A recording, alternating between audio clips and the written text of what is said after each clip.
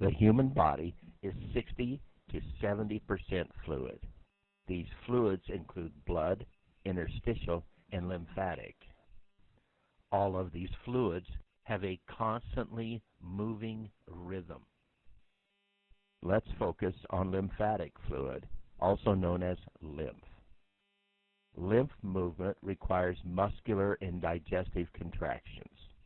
Yes, your intestines are muscles that contract and relax.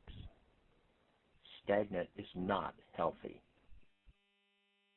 The large and small intestines are visceral muscles. Stagnant is not healthy.